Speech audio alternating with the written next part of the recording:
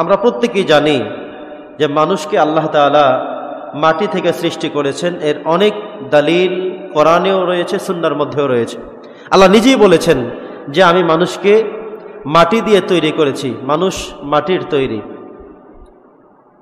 Second বিষয় হলো ফেরেশতাদেরকে আল্লাহ তাআলা সৃষ্টি করেছেন নূর দিয়ে।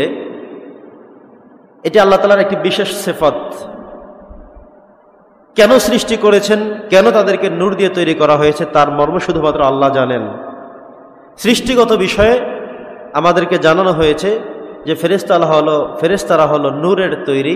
আল্লাহ তাআলার এক বিশেষ বাহন হিসেবে তারা কাজ করেন, বিশেষ সহযোগী হিসেবে কাজ করেন। সারা পৃথিবীময় আল্লাহ তাআলার প্রতিটি ওয়ার্ডারের প্রতিটি নির্দেশনা মাত্রই তারা তাদের কাজগুলো বাস্তবায়ন করেন। তৃতীয় হলো জিন জাতি। আল্লাহ তাআলা যাদেরকে আগুন দিয়ে সৃষ্টি করেছেন, আল্লাহ তাআলা বলেছেন যে আমি জিনকে আগুন দ্বারা সৃষ্টি করেছি। যখনই আল্লাহ তাআলা আদমকে সেজদা করার জন্য মানুষ এবং জিনদেরকে বলা হলো, জিন তখন বলল যে খলাকতানি মিন নার, আমাকে বানানো হয়েছে আগুন দিয়ে। ওয়া খলাকতাহু মিন তিন, মাটিকে তৈরি করা হয়েছে, মানুষকে তৈরি করা হয়েছে মাটি দিয়ে। আমি কেন মানুষকে সেজদা করব? সেখানেও এই দলিল কিন্তু রয়েছে। তো আমরা তিনটি বিষয় আমাদের সবার জানা আছে যে মানুষকে তৈরি করলেন মাটি দিয়ে, ফেরেশতাদেরকে তৈরি করলেন নূর দিয়ে, এবং জিন জাতিকে তৈরি করলেন আগুন দিয়ে। তো এই তিনটা ছাড়া অসংখ্য অগণিত মাখলুকাত পৃথিবীর জমিনে রয়েছে। তারা আসছে কোত্থেকে? তাদের ব্যাপারে আল্লাহ কি বলছেন আজকে আমরা সেখান থেকে শুরু করলাম। আল্লাহ বলছেন ওয়াল্লাহু খালাকা কুল্লি শাইইন দাব্বা, ওয়াল্লাহু খালাকা কুল্লা দাব্বাতিম মিম্মা। আল্লাহ তাআলা পৃথিবীতে এই তিনটি ছাড়া বাকি সবকিছুকে পানি থেকে সৃষ্টি করেছেন। বলেন সুবহানাল্লাহ। কি থেকে সৃষ্টি করেছেন? পানি থেকে সৃষ্টি করেছেন। দেখেন এমন অসংখ্য জায়গা পড়ে থাকে যেখানে ধুধু প্রান্তর, কোনো ঘাস নেই, কোনো গাছগাছালি নেই, কিচ্ছু নাই। যখনই বর্ষা এসে যায় দেখবেন সর্বত্র সব জায়গাগুলো গাছে ভরপুর হয়ে যায়। এত প্রকার গাছ আসে আমরা চিন্তা করে মিলাতে পারি না। আবার এমন একটি ফল গাছ সেখানে বড় হয়ে ফল ধরা শুরু করলো, আমরা কেউ সেখানে লাগাইও নি। এমন অনেক সময় হয় বিশাল এক বাগানের মধ্যে গিয়ে দেখবেন একটি ছোট্ট ফল গাছ ফল ধরছে, অথচ আপনার বংশের আপনার পরিবারের পরিচিত কেউ এমন কোনো ফল গাছ লাগায়নি। কেন? কোত্থেকে আসছে এটা? আল্লাহ বলছেন আমি পানি থেকে সব সৃষ্টি করেছি। ওই যে বৃষ্টি পড়েছে, এখান থেকে আল্লাহর রহমতের একটি শীতল ছায়া সিক্ত হয়ে এই জমিন থেকে অসংখ্য গণিত সবুজ শ্যামল বৃক্ষ উঠেছে, সেখান থেকে একটি ফল গাছও সেখান থেকে উঠে গেছে। সুবহানাল্লাহ। মাঝে মধ্যে যখন বর্ষা নতুন করে শুরু হয়, একটু বিলের মধ্যে অল্প কিছু পানি জমলেই দেখবেন সেখানে অনেক বিশাল বিশাল ব্যাঙ, হলুদ ব্যাঙ, কালো ব্যাঙ, সোনালী কালারের ব্যাঙ, এগুলো দেখবেন ডাকতে থাকে। প্রশ্ন জাগে আসছে কোত্থেকে এগুলো? এতদিন ছিল কোথায়? আল্লাহ তাআলা অ্যান্সার করেছেন সব আসছে পানি থেকে, আসমান থেকে। আমি যে বর্ষা দিয়েছি সে বর্ষা থেকেই এগুলো উৎপন্ন আমি আল্লাহ তাআলা করে থাকি। বিশাল এমন পুষ্কুনি পড়ে আছে, আপনি এখনো কোনো মাছ ছাড়েন নাই, ছাড়বেন। কিন্তু আপনি ছাড়ার আগে বা যা কিছু ছাড়লেন চতুর্দিকে ব্যারিকেড দিয়ে রাখলেন, এরপরেও পুকুর পানি শেষ করার পরে দেখবেন শৈল মাছ পাওয়া যায়, টাকি মাছ পাওয়া যায়, কই মাছ পাওয়া যায়, লাকুয়া মাছ পাওয়া যায়। এভাবে অনেক মাছ সেখানে আসছে কোত্থেকে? আপনি তো শুধু একটা প্রকারের মাছ ছেড়েছিলেন, এগুলো আসছে কোত্থেকে? চিংড়ি মাছ, অসংখ্য চিংড়ি মাছ, পুঁটি মাছ কেউ ছাড়ে নাই কিন্তু ভরে আছে। আল্লাহ তাআলা বলছেন এই তিনটা ছাড়া বাকি সবকিছু আমি পানি থেকে সৃষ্টি করি। বলেন সুবহানাল্লাহ। তাহলে এক কথা আমরা জানলাম, মানুষ সৃষ্টি করা হলো মাটি থেকে, ফেরেশতা সৃষ্টি করা হলো নূর দিয়ে, জিন সৃষ্টি করা হলো আগুন দিয়ে। এই পৃথিবীতে আমরা যত কিছু আর মাখলুকাত বলতে দেখি সবকিছুকে আল্লাহ তাআলা বলেছেন ওয়াল্লাহু খালাকা কুল্লা দাব্বাতিম মিম্মা, আমি পানি থেকেই পৃথিবীর সমস্ত জীবনগুলোকে সবকিছুকে আমি সৃষ্টি করেছি। আলহামদুলিল্লাহ। সম্মানিত উপস্থিতি, এবার আল্লাহ তাআলা আরো ব্যাখ্যা করেছেন যে ফামিনহুম মান ইয়ামশি আলা বাতনিহি, কিছু প্রাণী আছে যারা তাদের পেট দিয়ে চলে, পেটের উপর ভর করে চলে। সাপ তার পেটের উপর ভর করে চলে, কুচিয়া তার পেটের উপর ভর করে চলে। এমন অসংখ্য প্রাণী আছে যেগুলো তার পেটের উপরে ভর করে করে করে আস্তে আস্তে চলে। আল্লাহ তাআলা বলছেন যে আমি সৃষ্টি করার মধ্যে কয়েকটি ক্যাটাগরি দিয়েছি। কতগুলো ক্যাটাগরি দিয়েছি? প্রথম ক্যাটাগরি হলো তারা ফামিনহুম মান ইয়ামশি আলা বাতনিহি, তারা চলাচল করে তাদের পেটের উপরে ভর করে। দ্বিতীয়, ওয়া মিনহুম মান ইয়ামশি আলা রিজলাইহি, এমন কিছু আছে যারা তাদের দুই পায়ের উপরে তারা হাঁটে, যেমন আমরা মানুষ দুই পায়ে হাঁটি, ঠিক কিনা বলেন? এমন আমাদের মতো করে প্রাণীদের মধ্যে এমন অনেক প্রাণী আছে যারা দুই পায়ে হাঁটে। মুরগি দুই পায়ে হাঁটে, হাঁস দুই পায়ে হাঁটে, ঠিক কিনা বলেন? এভাবে করে অনেক প্রাণী আবার দুই পায়ে হাঁটে, এটা আল্লাহ তাআলা বলে দিয়েছেন। তৃতীয় ক্যাটাগরি আল্লাহ বলেছেন ওয়া মিনহুম মান ইয়ামশি আলা আরবা, এমন অনেকে আছে যারা চার পায়ে হাঁটে, যেমন ছাগল, গরু, ভেড়া, উট, দুম্বা, এগুলো চার পায়ে হাঁটে। আল্লাহ তাআলা বলছেন যে আমি পৃথিবীতে মানুষ, জিন এবং ফেরেশতা ছাড়া বাকি সকল কিছুকে পানি থেকে সৃষ্টি করেছি। এদের আবার অবয়ব এক একটার এক এক রকম। কখনো কখনো কেউ তার পেট দিয়ে চলে, কেউ তার দু পা দিয়ে চলে, কেউ তার চার পা দিয়ে চলে। আল্লাহ তাআলা আরো বলেছেন ইয়াখলুকুল্লাহু মা ইয়াশা, আল্লাহ যেমন করে চান তিনি তেমন করেই করে থাকেন। সুবহানাল্লাহ। আমরা যে মাকড়সা দেখি, দেখেন এই মাকড়সার শুধু দুই পা আর চার পা না, তার 8 পা। সুবহানাল্লাহ পড়েন। আবার মাঝে মধ্যে আমরা দেখি কিছু জরা আছে, জরা, ঠিক আছে, এই জরাগুলো দেখবেন যে তার অসংখ্য পা, 8-10টার মধ্যে সীমাবদ্ধ না, এই জরার এই পুরো শরীর মধ্যেই পা, এটা দিয়ে পুরো দেশে হাঁটে। মাঝে মধ্যে আমরা কিছু প্রাণীকে বলি কেরা, লাল বর্ণের হয়, এটা দেখবেন শুধুমাত্র হাঁটে, পুরো শরীরে পায়ে ভরা। আল্লাহ বলেছেন আমি প্রাণীদের মধ্যে এমন করে সৃষ্টি করেছি, কেউ হাঁটবে পেটে, কেউ হাঁটে দুই পায়ে, কেউ হাঁটে চার পায়ে, এবং কেউ বিভিন্ন প্রকারে হাঁটে। তবে এই পৃথিবীতে যত কিছু তোমরা দেখো, এই প্রত্যেকটা কিছু আমি আল্লাহ তাআলা সৃষ্টি করেছি। পড়েন সুবহানাল্লাহ। আল্লাহ শেষের দিকে বলেছেন ইন্নাল্লাহা আলা কুল্লি শাইইন কাদির, আমি আল্লাহ তাআলা সব কিছুর ক্ষমতা রাখি। সুবহানাল্লাহ পড়েন। সব ক্ষমতা রাখি আমি সব করতে পারি, সব বানাতে পারি, সকল কিছুই আমি আল্লাহ তাআলা করে থাকি। সব ক্ষমতা আধার শুধুমাত্র একজন, তিনি কে? আল্লাহ তাআলা। সম্মানিত উপস্থিতি, এরপর আল্লাহ তাআলা আরেকটু কথা আমাদেরকে বলে রেখেছেন যে লাকাদ আনজালনা আয়াতিন মুবাইয়িনাত, আমি আল্লাহ তাআলা অসংখ্য আয়াতকে স্পষ্ট করে বর্ণনা করেছি। ওয়াল্লাহু ইয়াহদি মান ইয়াশাউ ইলা সিরাতিন মুস্তাকিম, আমি আল্লাহ তাআলা যাকে চাই তাকে হেদায়েত দেই। আমি হেদায়েতের রাস্তার দায়িত্ব আমার কাছে দায়িত্ব। দেখুন আল্লাহ তাআলা এই কথা আমাদেরকে বলে দিয়েছেন চমৎকার করে যে হেদায়েতের দায়িত্ব আমি আল্লাহর কাছে। কোনো মানুষ যেন না মনে করে যে হেদায়েতের দায়িত্ব আমার কাছে। এই জন্য আমরা কখনো কোনো ভাইয়ের জন্য, কোনো বন্ধুর জন্য, কারোর জন্য দোয়া করলে বলি যে আল্লাহ তোমাকে হেদায়েত দান করুক। কারণ কি? হেদায়েতের দায়িত্ব আমাদের কারো হাতে দেয়া হয়নি, আমাদের কাউকে এমন মহান দায়িত্ব দেয়া হয়নি যে আমি চাইলেই একজনকে হেদায়েত দিয়ে দিতে পারবো, আমি চাইলেই কাউকে ভালো করে ফেলতে পারবো। এই দায়িত্ব আমাদের কাউকেই দেয়া হয়নি।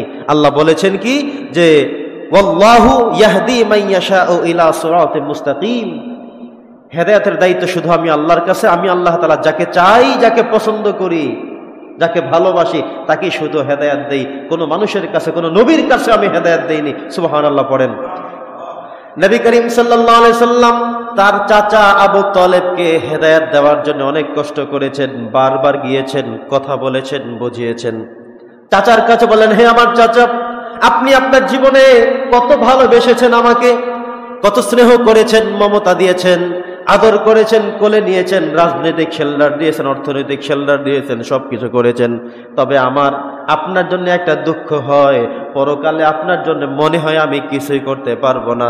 যদি করার রাস্তা থাকে একটা আছে, আপনি ঈমান আনবেন, ঈমান আনার পরে শুধুমাত্র রাস্তা আছে, এছাড়া আর কোনো রাস্তা নেই। শুধু একবার আপনি বলেন কালেমার কথা। তিনি তার পাশে বসে বসে কাঁদলেন।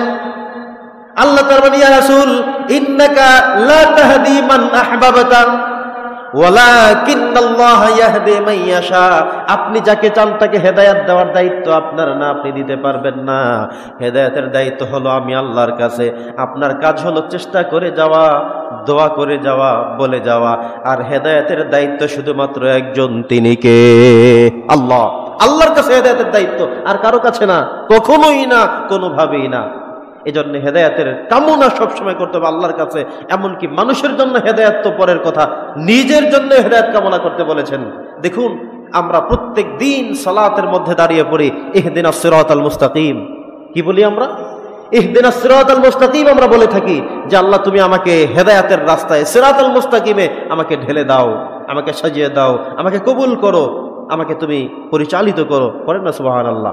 প্রত্যেক দিন আমরা পড়ি, প্রত্যেক নামাজে পড়ি, আল্লাহু আকবার বলেই দাঁড় হয়েই আমরা পড়তে থাকি ইহদিনাস সিরাতাল মুস্তাকিম। প্রত্যেকটি সূরা ফাতিহায় আমরা এটা পড়ে থাকি যে আল্লাহ তুমি আমাকে হেদায়েতের রাস্তা দেখাও, হেদায়েতের পথে পরিচালিত করো।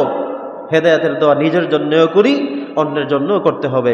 আপনি একজন মানুষকে কালেমা পড়ানোর দায়িত্ব পেতে পারেন, বারবার বোঝাতে পারেন, কিন্তু তিনি কালেমা পড়বেন কি পড়বেন না, মুসলমান হবেন কি হবেন না, রাইট পথে আসবেন কি আসবেন না, সেটা দায়িত্ব আপনার না। আল্লাহ বলেছেন ইন্নাকা লা তাহদি মান আহবাবতা ওয়ালাকিন্নাল্লাহা ইয়াহদি মান ইয়াশা। আপনার কাজ এটা না যে আপনি কাউকে হেদায়েত দিতে পারবেন, হেদায়েত দিতে পারবো আমি আল্লাহ। আপনার দায়িত্ব হলো শুধু বলা, বোঝানো, শেখানো, বাতলে দেওয়া, অ্যানসারিং করা, জাস্ট দ্যাটস এনাফ। এরপরে আপনার দায়িত্ব নেই। প্রিয় উপস্থিতি, এজন্যে আমাদের কাজ হলো আমরা যেন আল্লাহর কাছে সাহায্য চাই হেদায়াতের, নিজের জন্যেও অন্যের জন্যেও। কোনো মানুষকে উল্টাপাল্টা কমেন্ট করতে দেখলে, উল্টাপাল্টা কথা বলতে দেখলে, উল্টাপাল্টা চলতে দেখলে আমরা কার কাছে হেদায়াত চাইব? আল্লাহর কাছে চাইব। প্রকাশ্যে চাইব, গোপনে চাইব, সবসময় দোয়া করব, কমেন্টসেও দোয়া করব, মুখেও দোয়া করব, বলতেও থাকবো যে আল্লাহ লোকটাকে ভালো মনে করেছিলাম, লোকটাকে ভালো হিসেবে জানতাম, আল্লাহ লোকটাকে ভালো পথে ছিল, অথবা আল্লাহ লোকটা বেপথে আছে। এই সবার জন্য দোয়া করতে হবে হেদায়াতের। কার কাছে? আল্লাহর কাছে। আল্লাহ তুমি তাকে হেদায়াত দাও, আল্লাহ তুমি তাকে সদুপদেশ দাও, আল্লাহ তাকে তুমি সঠিক পথ দেখাও। এভাবে করে করে আল্লাহর কাছে দোয়া করতে হবে। তো সম্মানিত উপস্থিতি, আমরা এখানে যে কথাগুলো দেখলাম সেটা হলো যে আমরা হেদায়াতের দোয়া করব শুধু একজনের কাছে, তিনি হচ্ছেন আল্লাহ। এই পৃথিবীর আর কেউ হেদায়াত দেওয়ার সক্ষমতা এবং সমর্থতা রাখেন না। এরপর আয়াতে আল্লাহ বলছেন ওয়ায়াকুলুনা আমান্না বিল্লাহি ওয়া বির রাসূলি ওয়া আতা'না সুম্মা ইয়াতাওয়াল্লা ফারিকুম মিনহুম মিন বাদি যালিক ওয়া মা উলাইকা বিল মুমিনিন। সম্মানিত উপস্থিতি, এই আয়াতে আল্লাহ তাআলা আবার মুনাফিকদের পরিচয় দিয়েছেন। হেদায়েতের রাস্তা শুধুমাত্র আল্লাহর কাছে, কিন্তু এরপরে আল্লাহ তাআলা ইমানদারদের কিছু কথা বলেছেন, মুনাফিকদের কিছু কথা বলেছেন। এখানে যেটা বলেছেন ওয়ায়াকুলু আমান্না বিল্লাহি ওয়া বির রাসূলি ওয়া আতা'না, কিছু লোক বলে আমরা আল্লাহকে বিশ্বাস করলাম, রাসূলকে বিশ্বাস করলাম, আমরা অনুগামী, এ কথা বলে, কিন্তু সুম্মা ইয়াতাওয়াল্লা ফারিকুম মিনহুম মিন বাদি যালিক, এত কিছু বলার পাওয়ার পরেও তাদের একটা অংশ, একটা গ্রুপ আমার সেখান থেকে বেপথে চলে যায়। আল্লাহ তাআলা বলছেন ওয়া মা উলাইকা বিল মুমিনিন, এরা কখনোই মুমিন হতে পারে না। এরপরে আল্লাহ তাআলা বলেছেন ওয়া ইযা দুউ ইলাল্লাহি ওয়া রাসূলিহি লিয়াহকুমা বাইনাহুম ইযা ফারিকুম মিনহুম মুরিদুন। এদের কিছু মানুষ এমন আছে, যখন তাদেরকে আল্লাহ তার রাসূলের প্রতি ডাকা হয়, তাদেরকে বলা হয় যে আপনারা সঠিক পথে আসেন, থাকেন, দেখা যায় এই মানুষগুলো আল্লাহর পথে না থেকে নিজেরা সেখান থেকে মুখ ফিরিয়ে নেয়। তো আল্লাহ তাআলা এই আয়াতগুলোর মধ্যে মুনাফিকদের কিছু গুরুত্বপূর্ণ চরিত্র আল্লাহ তাআলা ফুটিয়ে তুলেছেন। সম্মানিত উপস্থিতি, আমাদেরকে মনে রাখতে হবে ঈমানদার ছাড়া, মুমিন ছাড়া আমাদের জীবনে সফলতা নেই। আল্লাহ সেটা বলেছেন মান ইউতি'আল্লাহ ওয়া রাসূলাহু ওয়া ইয়াখশাল্লাহ ওয়া ইয়াত্তাকিল্লাহ ফাউলাইকা হুমুল ফাইজুন। আল্লাহ বলছেন যিনি আল্লাহর প্রতি আনুগত্যগামী, রাসূলের প্রতি অনুগামী এবং সে আল্লাহ তাআলাকে ভয় করে, এছাড়াও তিনি তাকওয়ার রাস্তায় যিনি উন্নীত, এমন মানুষের কথা আল্লাহ তাআলা উল্লেখ করে বলেছেন ফাউলাইকা হুমুল ফাইজুন, এরাই হবে সেখানে সফলকাম। সুবহানাল্লাহ। সম্মানিত উপস্থিতি, এই সূরার সবচেয়ে গুরুত্বপূর্ণ কয়েকটি দিক আপনাদের সামনে তুলে ধরছি। আল্লাহ সুবহানাহু ওয়া তাআলা গুরুত্বপূর্ণ কয়েকটি কথা এখন বলেছেন। সেটা হলো 54 নম্বর আয়াতের মধ্যে আল্লাহ তাআলা বলছেন যে ওয়া'দাল্লাহুল লাযীনা আমানু মিনকুম ওয়া আমিলুস সালিহাত, তোমাদের মধ্য থেকে যারা আল্লাহর প্রতি বিশ্বাস স্থাপন করবে এবং নেক কাজ করবে, লা ইয়াস্তাখলিফান্নাহুম ফিল আরদ, আল্লাহ তাআলা তোমাদেরকে জমিনে খেলাফত দিবেন। খেলাফত তো বুঝেন, তোমাদেরকে কর্তৃত্ব দিবেন, নেতৃত্ব দিবেন। যেভাবে নেতৃত্ব কর্তৃত্ব পালন করেছিলেন নবী মুহাম্মদ সাল্লাল্লাহু আলাইহি সাল্লাম, উনি বলেছেন ওনার পরে প্রায় 30 বছর পর্যন্ত সাহাবায়ে কেরামদের মধ্য থেকে, খোলাফায়ে রাশিদের মধ্য থেকে তারা খেলাফতের দায়িত্ব পালন করেছেন। অন্য নবী রাসূলদের মধ্যে হযরত সুলাইমান আলাইহিস সালাম, তিনিও রাষ্ট্রের দায়িত্ব পালন করেছিলেন। দাউদ আলাইহিস সালামও রাষ্ট্রের দায়িত্ব পালন করেছেন। এছাড়াও অন্যান্য নবীদেরকে এত বড় দায়িত্ব পালন করেছেন, এমন করে বড় ধরনের ইতিহাস পাওয়া যায় না।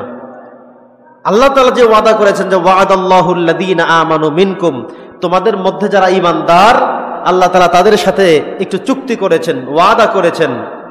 ওয়া আমিলুস সলিহাত, এবং যারা নেক কাজ করে তাদের সাথে আল্লাহ তাআলা ওয়াদা করেছেন। কি ওয়াদা করেছেন? লা ইয়াস্তাখলিফান্নাহুম ফিল আরদ, আল্লাহ তাআলা জমিনে তাদেরকে খেলাফত দিবেন, কর্তৃত্ব দিবেন, নেতৃত্ব করতে দিবেন। কামাস্তাখলাফাল্লাযীনা মিন ক্বাবলিহিম, যেভাবে আল্লাহ তাআলা তোমাদের পূর্বের কাউকে দিয়েছিলেন। বলেছিলাম সেটা নবী করিম সাল্লাল্লাহু আলাইহি ওয়াসাল্লাম, তার পরবর্তী খোলাফায়ে রাশিদিন, তার আগের কিছু কিছু নবীরা পৃথিবী পরিচালনা করেছেন। আল্লাহ তাআলা এখানে তাদের কথাই মূলত উল্লেখ করে আমাদেরকে বলেছেন যে কামাস্তাখলাফাল্লাযীনা মিন ক্বাবলিকুম ওয়ালা ইউমাক্কিনান্না লাহুম দীনাহুমুল্লাযী ইরতাদা লাহুম ওয়ালা ইউবাদদিলান্নাহুম মিন বা'দি খাউফিহিম আমনা। আল্লাহ বলেছেন, আমি তোমাদেরকে খেলাফতের দায়িত্ব দিয়ে দিব, তোমাদেরকে মালিকানার দায়িত্ব দিয়ে দেব, এবং তোমাদেরকে ভয়ের পরিবর্তে তোমাদেরকে নিরাপত্তা আমি দিয়ে দেব। ইয়াবুদুনানি ওয়ালা ইউশরিকুনা বি শাইআ, তারা এমন মানুষদেরকে দেব যারা আমার সাথে শিরক করবে না কিন্তু আমার ইবাদত বন্দেগী করবে, এমন মানুষদেরকে দেব। ওয়ামান কাফারা, আর যে ব্যক্তি কুফরি করবে, বা'দা যালিকা, এরপরে ফাউলাইকা হুমুল ফাসিকুন, তারা হয়ে যাবে ক্ষতিগ্রস্ত, তারা হয়ে যাবে ফাসিক, ফুজ্জার হয়ে যাবে। এজন্য সাবধানে থাকতে বলেছেন আল্লাহ তাআলা। এরপরে বলেছেন ওয়াকিমুস সালাতা ওয়া আতুজ যাকাত, তোমাদের কাজ হলো তোমরা সালাত প্রতিষ্ঠা করো, ওয়া আতুজ যাকাত, তোমরা যাকাত দাও, ওয়া আতিউর রাসূল, এবং রাসূলের অনুগামী হও, লাআল্লাকুম তুরহামুন, আশা করা যায় তোমরা আল্লাহর পক্ষ থেকে রহমত প্রাপ্ত হবে। সম্মানিত উপস্থিতি, এরপরে আল্লাহ সুবহানাহু ওয়া তাআলা অত্যন্ত গুরুত্বপূর্ণ একটি তথ্য আমাদেরকে দিয়েছেন। ইয়া আইয়ুহাল্লাযীনা আমানু, হে ঈমানদারগণ, লিয়াস্তাযিনুকুমুল্লাযীনা মালাকাত আইমানুকুম ওয়াল্লাযীনা লাম ইয়াবলুগুল হুলুম মিনকুম সালাসা মাররাত। আল্লাহ সুবহানাহু ওয়া তাআলা এই সূরার শুরুতেই বলেছেন যে এটা এমন একটি গুরুত্বপূর্ণ সূরা যেটা তোমাদের জীবনের সাথে জড়িত, তোমাদের পারিবারিক জীবনের সাথে, সামাজিক জীবনের সাথে, সর্বত্রের সাথে জড়িত। তেমন একটি গুরুত্বপূর্ণ কথা আল্লাহ এখানে বলেছেন যে আমরা যখন একটু রেস্ট করব, বিশ্রাম করব, এমন সময় কার ঘরে কে যেতে পারবে, কে পারবে না, কার রুমে কে যেতে পারবে, কে যেতে পারবে না, আল্লাহ তাআলা সেই কথা বলে দিয়েছেন। ইয়া আইয়ুহাল্লাযীনা আমানু, হে ঈমানদারগণ, লিয়াস্তাযিনুকুমুল্লাযীনা মালাকাত আইমানুকুম ওয়াল্লাযীনা লাম ইয়াবলুগুল হুলুম মিনকুম। আল্লাহ তাআলা বলে দিয়েছেন যে তোমরা যখন তোমাদের শয্যায়, তোমাদের বিছানায় তোমরা যখন সময় কাটাবে, এ সময়ে একজন আরেকজনের রুমে যেতে হলে তাকে 3টা সময় বেঁধে দিতে হবে। 3টা সময় কেউ কার রুমে যেতে পারবে না, কেউ কারো জায়গায় যেতে পারবে না। একটা গুরুত্বপূর্ণ বিষয় হলো আল্লাহ তাআলা এখানে যেটা বলেছেন যে সালাসা মাররাত, 3টা সময়, মিন ক্বাবলু সালাতিল ফজর, ফজরের নামাজের পূর্বে। ধরুন আপনি ফজরের নামাজের পরে, ফজরের নামাজের আগে আপনি যখন মসজিদে নামাজ পড়তে আসবেন, তো চিন্তা করলেন আপনি আপনার স্ত্রীকে নিয়ে একটা রুমে ঘুমালেন, আপনার মেয়েরা এক রুমে ঘুমালো, আপনার এক খালা এক রুমে ঘুমালো, আপনার ভাই, ভাইয়ের বউ আরেক রুমে ঘুমালো। হতে পারে না?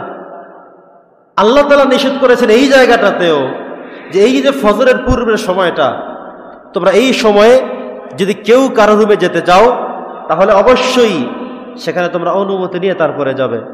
কারণ এই সময়টা মানুষ বিবস্ত্র থাকতে পারে, বস্ত্রহীন থাকতে পারে, কাপড় ঠিক না থাকতে পারে। এজন্যে আপনার বাবা যদি এমন হয় যে আপনি ছেলে, আপনি স্ত্রীকে নিয়ে ঘুমাচ্ছেন, আপনার রুমে ঢুকে গিয়ে জাগাতে গেল, এটা হতে পারবে না। দেখেন আল্লাহ তাআলা কত সেনসিটিভ জায়গায় কথা বলেছেন। তোমরা ফজরের পূর্বে 3টা সময়ের কথা বলেছেন, ফজরের নামাজের পূর্বে কেউ কাউকে জাগাতে গেলে যেন রুমে ঢুকে না যায়। কি করতে হবে? বাহির থেকে অনুমতি নিয়ে তারপরে জাগ্রত করতে হবে। কত গুরুত্বপূর্ণ কথা দেখেন। একটা হলো মিন ক্বাবলি সালাতিল ফজর, ফজরের নামাজের পূর্বে। ওয়াহিনা তাদউনা সিয়াবাকুম মিনাজ যাহিরা, দুপুরের পরে, জোহরের নামাজের পরে। জোহরের নামাজের পরে অনেক সময় আমরা বাড়িতে গিয়ে প্রচন্ড গরম, জামা কাপড় খুলে খাওয়া দাওয়া করে তারপরে রেস্ট করি। আল্লাহ বলছেন এমন সময় তোমরা যেন কারো রুমে হুট করে প্রবেশ করো না করো। সুবহানাল্লাহ পড়েন। 3 নম্বরে আল্লাহ তাআলা বলেছেন ওয়া মিন বাদি সালাতিল ইশা, এবং এশার নামাজের পরে। এশার নামাজ পড় মানে আমরা যখন রাত্রিবেলা খাওয়া দাওয়া করে ঘুমিয়ে যাই, সে সময় স্বাভাবিকভাবে স্বামী স্ত্রীর সাথে ঘুমাবে, বাবা মা একসাথে ঘুমাবে, পুত্র বধূ পুত্র একসাথে ঘুমাবে, এভাবেই তো। এমন সময় যেন কেউ কার রুমে হুট করে ঢুকে না যায়। সুবহানাল্লাহ বলেন। আল্লাহ তাআলা বলে দিয়েছেন, ইমানদাররা শোনো, তোমরা 3টা সময় সেন্সিটিভ থাকবে, কেউ কার রুমে প্রবেশ করবে না, হঠাৎ করে ঢুকে যাবে না, অনুমতি নিয়ে জিজ্ঞাসা করে বলে কয়ে তারপরে যাবে। সময় 3টা, কখন? একটা হলো এশারের নামাজের পরে যখন তোমরা ঘুমোতে যাও, দ্বিতীয়টা হলো ফজরের নামাজের পূর্বে যখন তোমাদের বিবস্ত্র বস্ত্রহীন থাকতে পারে, উলঙ্গ থাকতে পারো, কাপড় ঠিক না থাকতে পারে, এমন সময় কেউ কার রুমে যেন প্রবেশ না করে। 3 নম্বর হলো দুপুরের পরে, জহুরের পরে, খাওয়া দাওয়ার পরে আমরা কাইলুলা করি, একটু ঘুমাই, একটু শুই স্ত্রীকে নিয়ে স্বাভাবিকভাবে, এই সময় যেন কেউ কারো রুমে হঠাৎ করেই প্রবেশ না করে। করেন সুবহানাল্লাহ। তাহলে গুরুত্বপূর্ণ একটি বিধান আমরা এখান থেকে জানলাম। মুফাসসিররা এখানে কিছু ব্যাখ্যা করেছেন, তারা বলেছেন যে আল্লাহ তাআলা এখানে 3টা কথা বলেছেন, তবে আমরা আমাদের জীবনে এটার আরেকটু প্রয়োগ করতে পারি। ধরুন একজন মানুষ চাকরি করেন, নাইটে চাকরি করেন, নাইট ডিউটি করেন, নাইটে কাজ করেন, তিনি এসে সকালবেলা ঘুমান। তাহলে আমাদেরকে বুঝতে হবে যে এই লোকটা যখন ঘুমান এই সময়টা তার সিকিউরিটি সময়। আল্লাহ তাআলা বলে দিয়েছেন স্বাভাবিকভাবেই তো মানুষ এশার পরে ঘুমাতে যাবে, ফজরের পরে ঘুম থেকে উঠবে, এটা হলো স্বাভাবিক জীবনযাপন।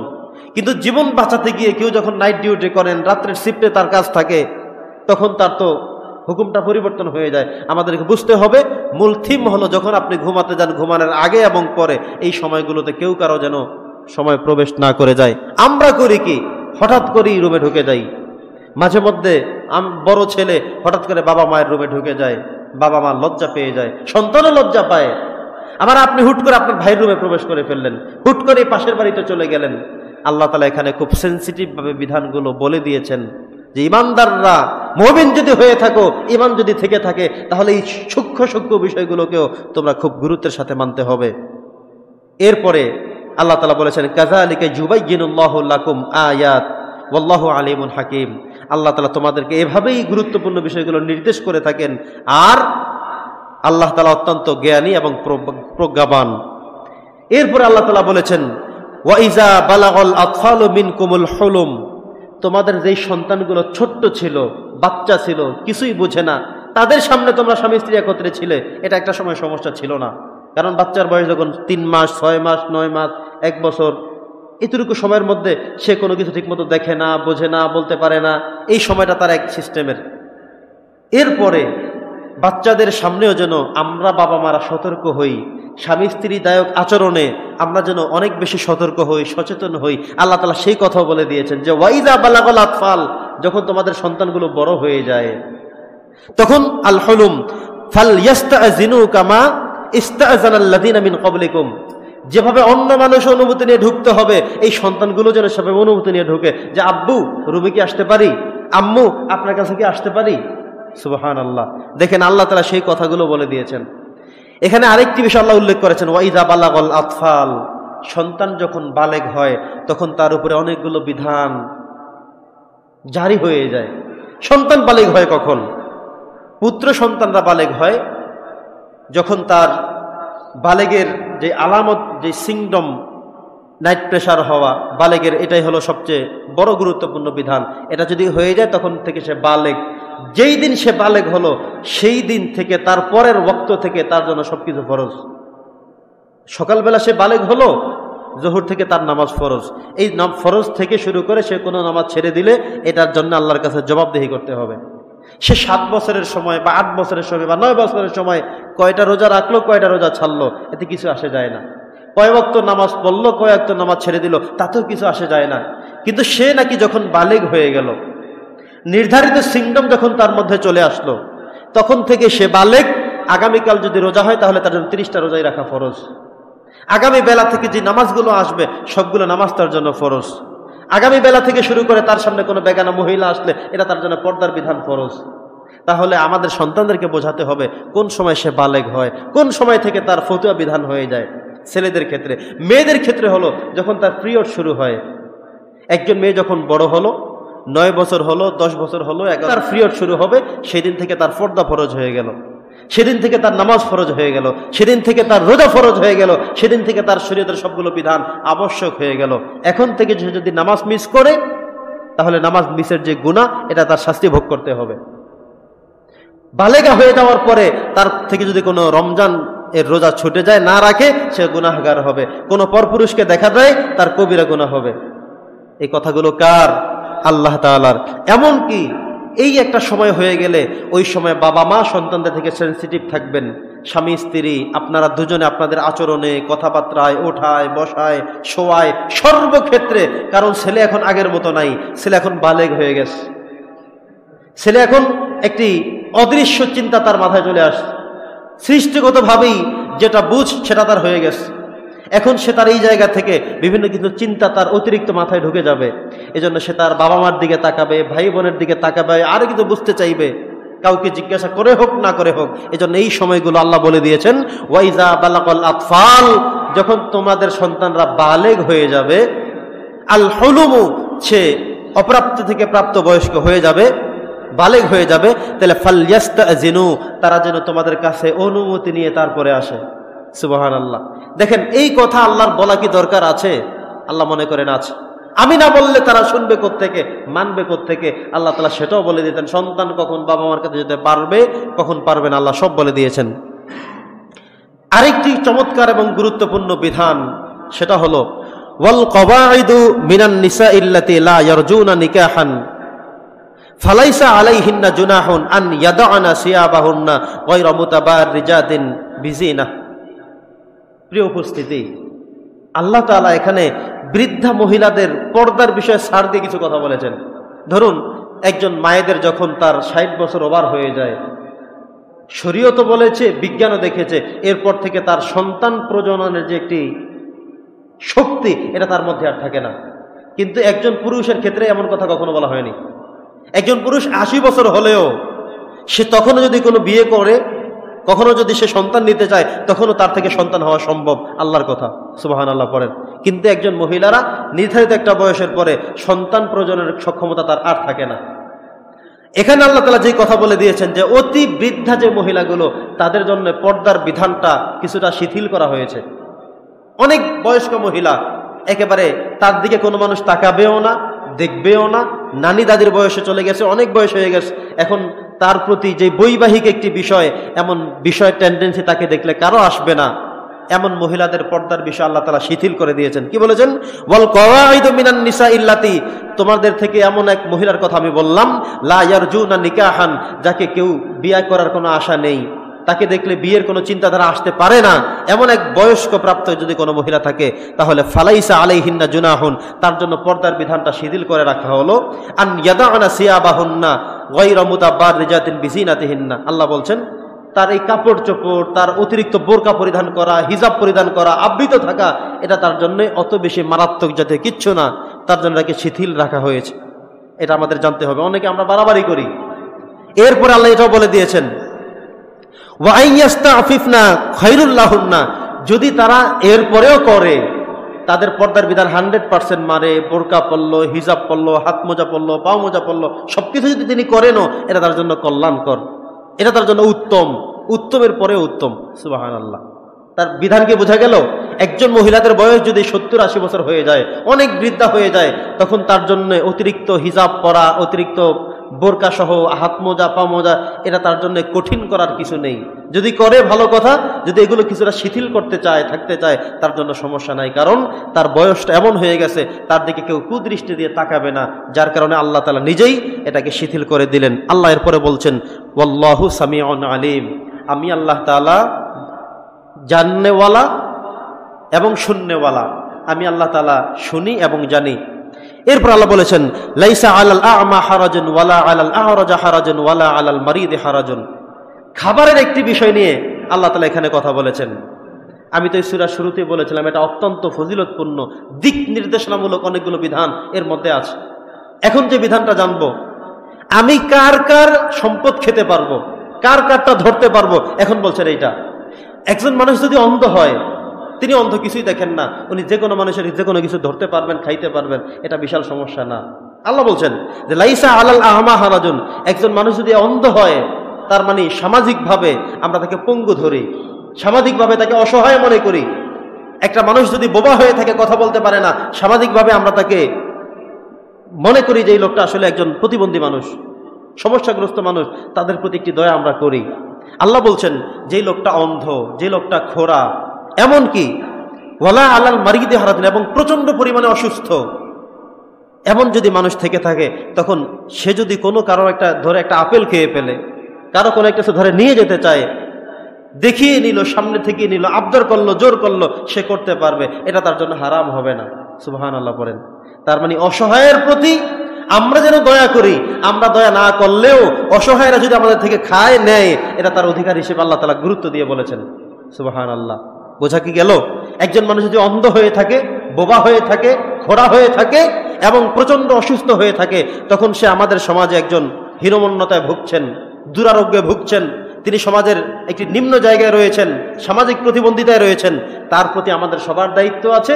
আমরা দায়িত্ব পালন না করলেও সে জোর করে আমাদের থেকে কিছু নিয়ে খেতে পারবে। শুধু তাই না, আল্লাহ আরো বলেছেন, ওয়া বুয়ুতি আবাইকুম আন তাকুলু মিন বুয়ুতিকুম, আমি আমার ঘরের থেকে যে কোনো কিছু খেতে পারবো, আমি আমার বাবার ঘর থেকে খেতে পারবো, আমি আমার মায়ের থেকে খেতে পারবো, আমি আমার ভাইয়ের থেকে খেতে পারবো, আমি আমার বোনের থেকে খেতে পারবো।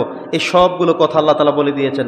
আমি আমার ফুফার থেকে খেতে পারবো, খালুর থেকে খেতে পারবো, চাচার থেকে খেতে পারবো। আল্লাহ বলছেন যে এগুলো সব খেতে পারবে, এর জন্য অনুমতি নিয়ে বলে কয়ে তারপরে খেতে হবে এমনটার প্রয়োজনীয়তা নাই। সুবহানাল্লাহ। অনেক সময় সন্তানরা বাবার পকেট থেকে টাকা চুরি করে, এটাকে চোর বলবেন? হাত কেটে দিবেন, মায়ের দিবেন? আল্লাহ বলছেন এটা চোর না, এটাকে চোর বলা হয় না। সন্তান তার বাবার থেকে নিবে, স্ত্রী তার স্বামীর থেকে নিবে, বাবার থেকে সন্তান খাবে, সন্তানের থেকে বাবা খাবে, ভাই ভাইয়েরটা খাবে, ভাই বোনেরটা খাবে, বোনে এসে ভাইয়েরটা খাবে, এটা অধিকার আল্লাহ করে দিয়েছেন, দুনিয়ার কারো কথা না। ধরুন আপনার বোন যে সম্পত্তি পাইছে সে তারটাই পাইছে, আপনি ভাই হিসাবে যেটা পাইছেন বাবার থেকে আপনি আপনারটাই পাইছেন। তার মানে কি, আপনার বোনকে তার সম্পত্তি বুঝিয়ে দিলেন, আপনি আপনার সম্পত্তি বুঝিয়ে নিলেন, এখন কি আর সম্পর্ক নাই? থাকবে না? অবশ্যই আছে। আপনি ভাই হিসেবে বোনের বাড়িতে এখন গিয়ে যদি ওঠেন জুমার নামাজের পরে, বোন তাড়াতাড়ি কি আছে ঘরে সব খাওয়াবে, আপনিও গিয়ে খেতে পারবেন। আবার বোন যদি আপনি বাড়িতে গিয়ে দেখবেন বোন চলে আসছে, আপনি এবার টাকা পয়সা পকেটের নাই এই কথা বলার সুযোগ নাই, বোনকে আপনি খাওয়াতে হবে। কারণ আল্লাহ বলে দিয়েছেন যেটা তোমাদের অধিকার, চাচার থেকে খাইতে পারবে, ফুফুর থেকে পারবে, খালার থেকে পারবে, খালুর থেকে পারবে, ভাইয়ের থেকে পারবে, বোনের থেকে পারবে, এই সবগুলো আল্লাহ তাআলা এখানে বলে দিয়েছেন। সুবহানাল্লাহ পড়েন। আল্লাহ বলে দিয়েছেন এভাবে যে আন তাকুলু মিন বুয়ুতিকুম, তোমরা তোমাদের ঘর থেকে খেতে পারবে, আও বুয়ুতি আবাইকুম, বাবার ঘর থেকে খেতে পারবে, বুয়ুতি উম্মাহাতিকুম, মায়ের ঘর থেকে খেতে পারবে, আও বুয়ুতি আখাওয়াতিকুম, ভাইদের থেকে খেতে পারবে, আখাওয়াতিকুম, বোনদের থেকে খেতে পারবে, আমামিকুম, চাচার থেকে ফুফির থেকে খেতে পারবে, আও বুয়ুতি আম্মাতিকুম, বুয়ুতি আখওয়ালিকুম। অনেক কথা আল্লাহ বলে দিয়েছেন। শেষে বলেছেন লাইসা আলাইকুম জুনাহুন আন তাকুলু জামিআন আও আশতাতা, এরা তোমাদের একে অপরের জন্য আত্মীয়, ব্লাড কানেকশন, রিলেশন, সম্পর্কযুক্ত বিধায় একে অপরের প্রতি আমি আল্লাহ তাআলা বিধান জারি করে দিলাম, এদেরকে কখনোই চোর বলে মাইর দেওয়া যাবে না, ক্ষতি করা যাবে না। ছেলে বড় হইস, খরচ পায় না, দেখছে দাদার সুপারি গাছে একশরা সুপারি পেকে আছে, নাতি হিসেবে একশরা চুরি করে সে বিক্রি করলো, এই জন্য আপনি চোর বলতে পারবেন না। দাদারটা নাতি নিয়েছে, সে অধিকারী রয়েছে, এজন্য নিয়েছে।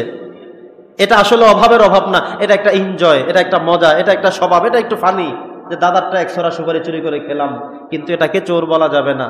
এভাবে করে খালারটা, চাচারটা, ফুফুরটা, দাদারটা, দাদিরটা, নানারটা, নানিরটা, এই সবগুলোর কথা আল্লাহ তাআলা বলে দিয়েছেন। এগুলোর ক্ষেত্রে কখনোই কোনো বাধ্যবাধকতা নাই, কোনো নিষেধাজ্ঞা নাই। এই সব কিছু আমি আল্লাহ তাআলা তোমার জন্য উন্মুক্ত করে দিলাম। সুবহানাল্লাহ।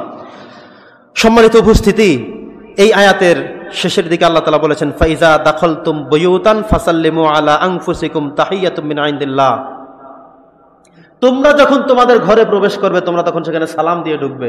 সুবহানাল্লাহ পড়েন। কার কথা? দেখেন আমরা আমাদের ঘরে প্রবেশ করতে সালাম দেই না, যাদেরকে খুব বেশি চিনি তাদেরকে সালাম দেই না। খুব বেশি চিনি কেমনে? স্বামী স্ত্রী যে রিলেশন, এর উপরে কোনো রিলেশন থাকতে পারে পৃথিবীতে? স্বামী তার স্ত্রীর কাছে জীবন উৎসর্গ উজাড় করে দিয়ে সবকিছু গল্প গুজব বলে, ভালোবাসা বিনিময় করে একে অপরের প্রতি। তো এখানে তারা মনে করে আমরা তো স্বামী স্ত্রী, সালাম দিব কেন? দেয় না। বাবা তার সন্তান, বাবা মনে করে সে তো আমার ছেলে, ছেলে মনে করে উনি তো আমার বাবা, এই জন্য আর সালাম দেয় না। অথচ সালামের গুরুত্বটা এখানে বেশি। আল্লাহ বলছেন যে তোমরা একে অপরের প্রতি সালাম বিনিময় করো। আল্লাহ এখানে যে কথা বলেছেন ফাইজা দাখালতুম বুয়ুতান, যখন তোমরা তোমাদের ঘরে প্রবেশ করবে ফাসাল্লিমু আলা আনফুসিকুম, তোমরা তোমাদের নিজেদের উপরে সালাম প্রদান করো। নিজেদের উপর মানে আপনি ঘরে যাচ্ছেন, আপনার স্ত্রী আছে, সন্তান আছে, বাবা আছে, মা আছে, তাদেরকে সালাম দেন। কার কথা বলেন?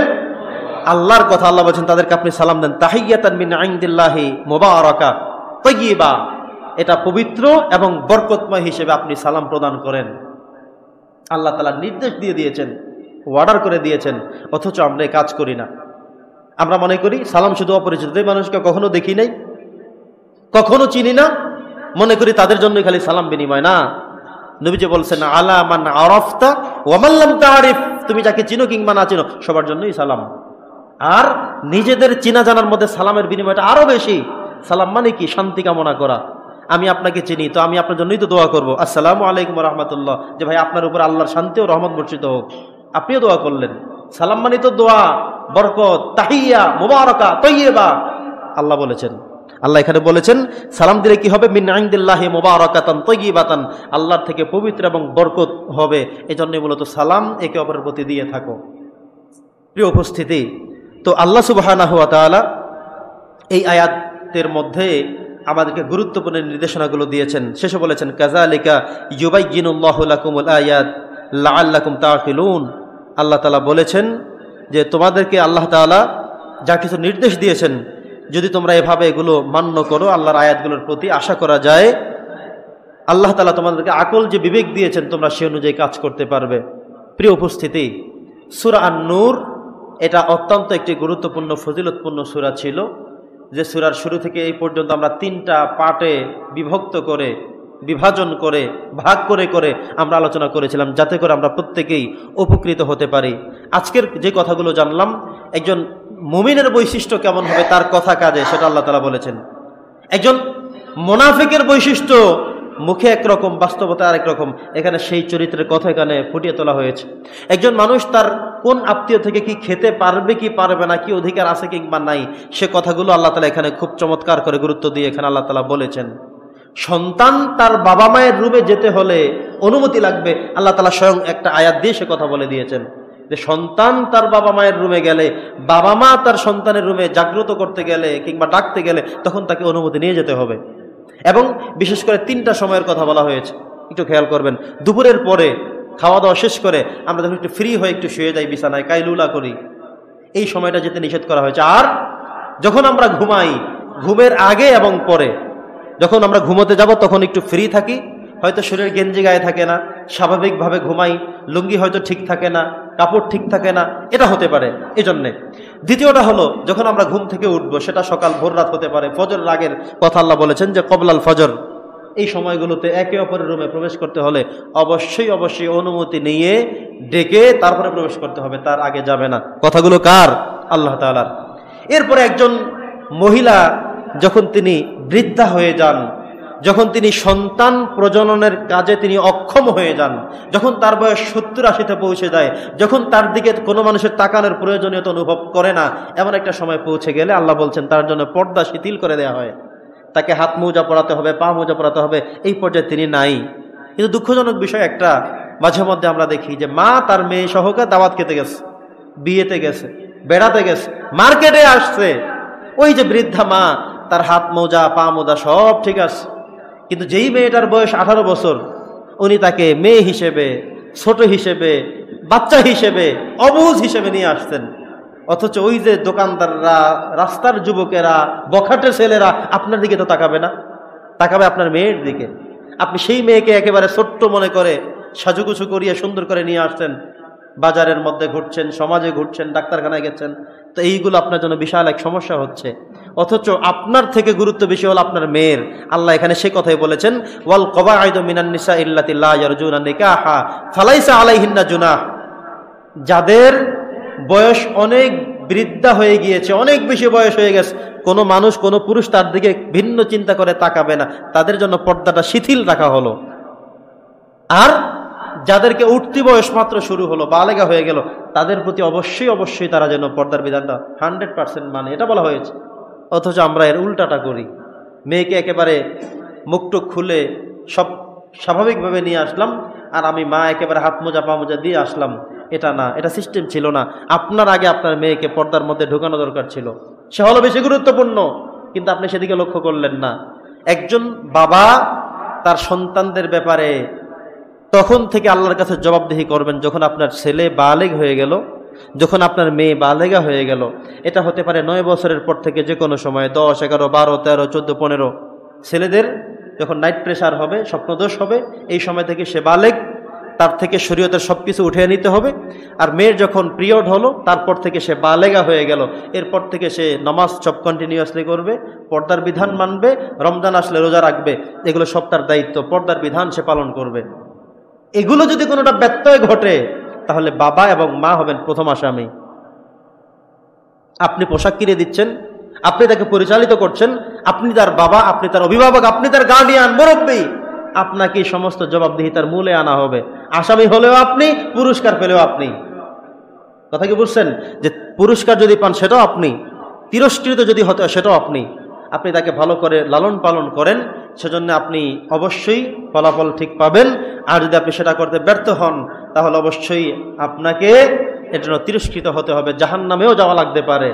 কারণ তারা কিয়ামতের দিন আপনার নামে আদালতে আখেরাতে মামলা দায়ের করবে। সম্মানিত উপস্থিতি, আজকের এই সূরা আন-নূরের এই ছিল গুরুত্বপূর্ণ আমাদের আলোচনা। প্রিয় উপস্থিতি, আপনাদের সাথে গুরুত্বপূর্ণ একটি বিষয় নিয়ে আলোচনা করবার রয়েছে, সেটা হলো দান সংক্রান্ত বিষয়ে। আমি আমার ব্যক্তিগত একটু কথা বলি, সেটা হলো, আমি তো আপনাদের সাথে মনে হয় প্রায় 3 বছরের কাছাকাছি একটা সময় ধরে আপনাদের সাথে সম্পর্ক। তার আগে ছাত্র জীবন থেকে জুমার নামাজ আলহামদুলিল্লাহ পড়াই, সেটা 2007 সাল থেকে এ পর্যন্ত প্রায় 20 বছরের কাছাকাছি একটা সময় জুমার নামাজ পড়াচ্ছি। তো যেখানেই যাই কথা বলি যে মানুষদের দান করার একটা আগ্রহ, এটা প্রায় জায়গায় আমি দেখতে পাই। কিন্তু যতগুলো জায়গায় ছিলাম তার থেকে বোরহানগঞ্জ বাজারটা আমার কাছে আরো উন্নীত মনে হয়, বাস্তবতা এই কারণেই, বাস্তব দৃষ্টি থেকেই বলছি। এখানে আপনাদের এই যে বাজার, এই যে সমাজ, এই যে আপনারা, অনেক ভালো একটি ফেভার জায়গা। যখন দান সংক্রান্ত কোনো বিষয় আমরা আলোচনা করা হয়, তখন দেখি যেই মানুষগুলোকে আমি নিজে চিনি, দেখি, জানি, বুঝি, এরা সবাই চুপচাপ করে থাকেন। এটা আমাকে বারবার মর্মাহত করে যে এটা আসলে কেন, এই কাজটা কেন হবে? যে কোনো একটা কিছু প্রয়োজন হলে, দেখুন মসজিদের যা কিছু প্রয়োজন, মসজিদটা আল্লাহর ঘর, দায়িত্ব তো আপনাদের। এখানে ইমামের মাসিক হাদিয়া তোহফা, মুয়াজ্জিনের, খতিবের, বিদ্যুৎ বিল, আরও যে কোনো কিছু সংস্কারের কার্যক্রম, সব দায়িত্ব কি আপনাদের না? এটা আপনাদের একটা সংসারের মধ্যে, এটাও একটা আপনার ঘরের মধ্যে যা কিছু লাগবে সব আপনি একাই করেন, কিন্তু মসজিদের যেটা লাগবে তখন আমরা সবাই মিলেই করব। সে সময় যদি আপনারা মনে করেন যে আরে 2-4 জন বলবেই, তো আপনার একটা দায়িত্ব ছিল, সেই দায়িত্ব আপনি একবারও ভাবলেন না, একবারও চিন্তা করলেন না। এই জন্য প্রথম থেকে কয়েকবার যখন আমি দেখলাম যে আসলে এই আগ্রহটা কেনই যেন এখান থেকে কম পাচ্ছি, তখন থেকে কোনো কিছু আমাকে বলা হলে আমি রেসপন্স করতে চাই না। কারণ যেখানে দাঁড়ানোর পরে বারবার বলার পরে রেসপন্স পাওয়া যায় না, সেখানে নিজেকে ছোট মনে হয়, লজ্জিত মনে হয়। আবার আমি কষ্ট পাই যে আসলে এমন কেন। আরেকটি ব্যক্তিগত বিষয় বলি, জুমার দিনে আমরা তো দূর থেকে আসি, জুমার নামাজের পরে অন্তত আপনাদের একটা আতিথেয়তা তো থাকবে আমাদের প্রতি। তো মাসের পর মাস আমরা হোটেলে ভাত খাই, আমাকে খেতে হয়, সেটা মসজিদের ফান্ড থেকে একটা অর্থ দেওয়া হয়, সেখান থেকে আমরা খেতে হয়। কেন? আপনারা এই যে পার্শ্ববর্তী যারা আছেন, আপনাদের কি একজন ইমাম সাহেবকে সপ্তাহে 1 দিন, মাসে 4 দিন আপনাদের বাড়ির মেহমান বানাতে সেই দয়াটা আসে না? সেটা দায়িত্ববোধ কি মনে হয় না? তো এইভাবে করে আমরা সপ্তাহের পর সপ্তাহ, মাসের পর মাস হোটেলে ভাত খাই। খেতে গিয়ে মন চায় যে একটা মাছ খেলাম, একটা ডিম খেলে তো আবার বিলটা বাড়তি হয়ে যাবে, বা বাড়ির মতো মানসম্মত হোটেলের খাবার তো হয় না। সকল দিক থেকে এভাবে চলছে, কখনো বলতে চাই না, আজকে প্রসঙ্গক্রমে বললাম, তো খুব লজ্জা হয় এগুলোর জন্য। এটা আসলে আপনারা আপনাদের কাছে একটু নিজেদেরকে প্রশ্ন করবেন যে এটা কি হতে পারে? একজন খতিব আসবে, সে সপ্তাহে 1 দিন খাওয়াবে, সেটার মধ্যেও এভাবে, এটা আপনাদের কেন হবে? ইমামের খাবার নাই, মুয়াজ্জিনের খাবার নাই, খতিব খাবে 1 দিন সপ্তাহে, তাতেও সেটার কোনো হিসেব নেই। এভাবে করে করে কিন্তু এটা আমরা কোন দিকে যাচ্ছি সেটা একটু বিবেচনায় আপনারা রাখবেন। যদি মনে করেন ঠিক আছে তো ঠিক আছে, আর যদি মনে করেন না এটা আপনার জন্য লজ্জাস্কর মনে হয়েছে, তাহলে অবশ্যই আপনারা একটা সিদ্ধান্ত নেবেন। প্রিয় উপস্থিতি, আমাদের মাইকের যে সাউন্ড সিস্টেম, এই সিস্টেমটা নিয়ে মূলত আজকে একটু কথা বলা দরকার আছে। এই সাউন্ড সিস্টেমটা, মাইকের যে বিষয়টা, উপরের মাইক অলরেডি 1-2 দিন হয়ে গেছে আপনারা সাউন্ড শুনতে পান না। আমরা আজকে আলোচনা উপরের মাইক থেকে করতে পারি না, ভিতরে চলছে। মাইকের অনেক মেশিনারিজ অনেক কিছু ডিস্টার্ব হয়ে গেছে, নষ্ট হয়ে গেছে। এর আগেও একবার আমরা মেরামত করেছিলাম, আবারও নষ্ট হয়েছে। এখন আলোচনা করতে পারছি না, আজানও হচ্ছে না। আপনারা সব তো জানেন, এগুলো একটা মেরামত করা দরকার আছে না? কারা করবে? আপনারা যারা এখানের মুসল্লি, যারা আসছেন, যারা এর খোরাক, আপনারা এরা সমাধান করতে হবে। এখানে প্রায় 10 থেকে 12 হাজার টাকার একটা খরচের বিষয় এসে দাঁড়িয়েছে। আমাকে বলা হয়েছে আমি যেন একটু কথা বলি। তো যাই হোক, আমি আপনাদের কাছে এই বিষয়টা নিয়ে এটাই বলতে চাইব যে আপনারা প্রত্যেকে যদি মনে না করেন এটা আমাদের দায়িত্বের মধ্যে পড়ে না, তাহলে কখনো এই জাতীয় সমাধান কোনোটাই হওয়া সম্ভব না। আমরা সুন্নত নামাজের পরে সংক্ষিপ্ত একটু লিস্ট করব, আপনাদের থেকে এই জায়গাটা সহযোগিতা চাইব। সর্বোপরি আলোচনার মধ্য থেকে আরও গুরুত্বপূর্ণ কিছু কথা আছে। আমরা যেখানে যেভাবে কাজ করি, আমাদের প্রত্যেকটা কথায় আমাদের সমাজের যারা বক্তা হিসেবে কাজ করেন, যারা রাজনীতি হিসেবে কাজ করেন, যেখানে বক্তব্য দেন, কথা বলেন, আল্লাহর হস্তে বলি, প্রত্যেকটা কথা বলার ক্ষেত্রে মেপে ঝোপে শরীয়তের মানদণ্ড করে তারপরে কথা বলবেন। এমন কিছু বেফাস কথাবার্তা বের হয় যেগুলো আপনি ইমান আপনার ভিতরে থাকে না, ইমান চলে যায়, এটাই শরীয়ত বলে। এমন কোনো কথা আমরা বলে ফেলি। আপনি রাজনীতি করবেন, ভালো কথা। আপনি সমাজে বক্তব্য দিবেন, ভালো কথা। সমাজ পরিচালনা করবেন, ভালো কথা। আপনি যেই হন সেটা আমার দেখার বিষয় পড়ে, কিন্তু এমন কোনো কথা বলবেন না যেই কথা আপনাকে শরীয়ত থেকে ধাক্কা দিয়ে বের করে দেয়। এমন কোনো কথা বলবেন যেটা আপনার থেকে ইমানটা চলে যায়। এমন কথা আমাদেরকে বলা যাবে না। বিশেষ করে দেশের এই বর্তমান পরিস্থিতিতে এসে 5ই আগস্টের পর থেকে এই যে প্রায় 1.5 বছর শেষ হচ্ছে, 1 বছর শেষে তারপরে একটি সময় যাচ্ছে, সব মানুষ আশাবাদী যে আমরা হয়তো ভালো একটা কিছু পাচ্ছি, ভালো একটা রাজনীতিবিদ পাবো, ভালো একটি সমাজ আমরা পাবো। কি এমন আশা আমরা করি না? সবাই করেন না? তো সেই জায়গা থেকে মাঝে মধ্যে আমরা মর্মাহত হই, আশাহত হই যে গেল কি, চাইলাম কি, হবে কি, হচ্ছে কি, প্রশ্ন জাগে না? এজন্য আমি আশা করব, কাদেরকে আল্লাহ তাআলা এই অঞ্চলের ক্ষমতায় দেন সেটা জানেন কে? আল্লাহ তাআলা। চেষ্টা সবাই করবেন, যার যার জায়গা থেকে প্রায় সবাই করবেন, কিন্তু দিন শেষে আল্লাহ তাআলা এই সমাজের মানুষকে কাকে দিয়ে খেদমত করাবেন, কাকে দায়িত্ব দিবেন সেটা জানেন আল্লাহ। এবং এই বাংলাদেশের ক্ষমতা এরপরে ইউনূস সাহেবের কাছ থেকে হস্তান্তর করে কার হাতে যাবে সেটাও আল্লাহ জানেন। আমরা তো অনেকে অনেক কথা বলি, সেটা আমাদের বিষয়, কিন্তু আল্লাহ তাআলা ভালো জানেন কার হাতে দেবেন। তবে আমি তাদের উদ্দেশ্যে বলবো, যারা এখন থেকে কথা বলছেন বিভিন্ন প্ল্যাটফর্মে, আপনার ইমানটা হলো সবার আগে। যেটা নিয়ে কবরে যাবেন, যেটা নিয়ে আপনাকে জান্নাত জাহান্নাম আপনাকে নিশ্চিত করবে, এই জিনিসটা ঠিক রেখে রাজনীতি করবেন, এই জিনিসটা ঠিক রেখে কথা বলবেন। কারো গায়ে আঘাত করবেন, জালেম হবেন না, পরকাল ভালো হবে না। আপনি আপনার মতামত, বক্তব্য আপনি আপনার মতো করে দেন, কারো গীবত গেয়ে নয়, কারো দুর্নাম করে নেয়। আপনি আপনারটা ভালো, আপনারটা আপনি প্রচার করেন। আপনি কি করতে পারবেন, কি করতে চান, কি দিবেন সমাজকে, কি করবেন ইশতেহার, আপনি সেটা করেন। কারো গীবত রটাতে যাবেন না। কথা বলতে গিয়ে ইমান ঠিক রেখে তারপরে কথা বলেন, কাজ করেন। ইমানকে হারিয়ে রাজনীতি করতে আসবেন না কেউ। এ সমাজ, এ দেশ, মানুষ পরিবর্তন কিভাবে করতে হয় সেটা শিখে গেছে। এই জেনজেট শিখে গেছে যে কিভাবে ক্ষমতা থেকে নামায়া বাংলাদেশ থেকে বের করে দিতে হয়, এটা তারা জেনে গেছে একবার। যেহেতু এই সমাজে মন চাইলে যে কোনো কিছু করা সম্ভব না, মানুষ জেনে গেছে, বুঝে গেছে। কারণ হাসিনার মতো স্বৈরাচার এই জগতে এত বড় ক্ষমতাধর আর কেউ ছিল না। আমরা মনে করছিলাম মনে হয় তাকে মৃত্যু ছাড়া আর কেউ নামাতে পারবে না, কিন্তু জেনজেটকে আল্লাহ তাআলা তৌফিক দিয়েছেন, তারা বুঝে গেছে কেমনে লড়াতে হয়। এজন্য যারা রাজনীতি করবেন, কথা বলবেন, আশা করব আমরা আপনাদের জবান ঠিক রেখে, বক্তব্য ঠিক রেখে, কথা ঠিক রেখে, ইমান ঠিক রেখে তারপরে কথা বলবেন। জনকল্যাণে কাজ করবেন, মানুষের সেবার জন্য কাজ করবেন। এটাই যেন থাকে আমাদের প্রত্যয়। আমরা কিছু খেয়ে ফেলবো, ধরে ফেলবো, নিয়ে ফেলবো, সেটা না। আপনি পছন্দ করেন জনগণের সেবা করবেন, বাস আলহামদুলিল্লাহ। জনগণ যেভাবে বেনিফিটেড হবে, লাভবান হবে, সেভাবেই আশা করেন, সেভাবেই ব্যক্ত করেন, সেভাবেই চান। আর কথা বলার ক্ষেত্রে আবারও বলছি, বারবার বলছি একই কথা, সবার কথাই তো আমরা শুনি, তো কোনোরা উল্লেখ করে কাউকে কষ্ট দিতে চাই না। এমন কোনো কথা বলবেন না যে কথার কারণে আপনার ইমানটা চলে যায়। ইমান বড় মারাত্মক জিনিস। ইমানের উদাহরণ আল্লাহ রাসূল এভাবে দিয়েছেন, একটা মানুষ ইমানদার, তার জন্য এক হলো যোগ। ইমান মানে হলো এক। নামাজ পড়বেন, সাথে একটা শূন্য হবে, মানে 10 হয়ে গেল। রোজা রাখছেন, শূন্য আরেকটা পরে 100 হয়ে গেল। 10 টাকা দান করছেন, শূন্য আরেকটা 1000 হয়ে গেল। মানে ইমান হলো আপনার এক, এটা হলো সূত্র। এরপর যত নেক কাজ করবেন সামনে কিন্তু বাড়তে থাকবে। ইমান শেষ, 1 সরে গেলে সব শূন্য হয়ে যাবে। এটাই হলো ফাইনাল কথা। একজন বিধর্মী মানুষ আজকের আয়াতে ছিল, একজন বিধর্মী মানুষকে যদি আপনি দেখেন, তিনি অনেক চ্যারিটি করেন, দান করেন, সদাকা করেন, মানুষকে সহযোগিতা করেন, গরিবদেরকে দান করেন, মানুষদেরকে কাপড় চোপড় দেন, লুঙ্গি কিনে দেন, এমন অনেক হিন্দু ভাইয়েরা করে না? করে কিনা বলেন? সে কি মনে করে সেটা সে জানে, তার বিশ্বাসটা সে বলতে পারবে, তাদের একটা বিশ্বাস আছে। কিন্তু আমাদের ইমানদারদের বিশ্বাসের কথা আপনারাও মনে রাখতে হবে। একজন বিধর্মী মানুষ ইমান না থাকার কারণে সে যত নেক কাজ করবে, প্রতিনিয়ত শতে শতে হাজারে হাজারে লাখে লাখে, তার নেক কাজগুলো শূন্যই থাকবে। সেখানে পিছনে এসে একযুক্ত হয়ে শত হাজার লাখ এটা বানানোর সুযোগ নেই, তার আমল শূন্যই থেকে যাবে, কারণ তার মূল ধন ইমান নেই। এই জন্য সে যত কাজ করবে এই কোনো কাজ তাকে ফায়দা দেবে না। ইমান না থাকার কারণে পরকালে সে জান্নাতের ধারে পাশে আসতে পারবে না, কারণ তার ইমান হলো মূল সূত্র।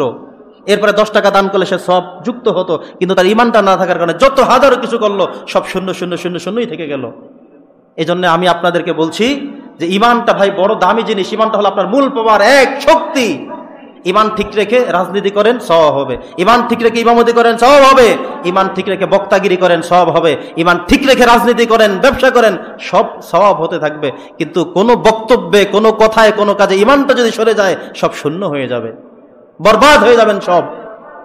ইমান হারিয়ে দেউলিয়াত্ম হয়ে পরকালে আসামির কাঠগড়ায় দাঁড়াবেন, এটা আমরা কামনা করি না। পরবর্তী প্রজন্ম থেকে, রাজনীতিবিদ থেকে আমরা আশা করব সুন্দর এবং শৃঙ্খলিত একটি রাষ্ট্র আপনারা উপহার দিবেন, সমাজের মানুষের সেবক হয়ে কাজ করবেন। আপনাদের বক্তব্যে, আপনাদের কথায়, আচরণে, চরিত্রে আমরা এটাই ফুটিয়ে তুলতে চাই। বিনীত আবেদন আজকে পর্যন্ত জানাই, আল্লাহ তাআলা আমাদেরকে কবুল করুক। ওয়া মা আলাইনা ইল্লাল বালাগ। আসসালামু আলাইকুম রাহমাতুল্লাহ। যারা কবলা জমা পড়েনি সুন্নাত পড়েন।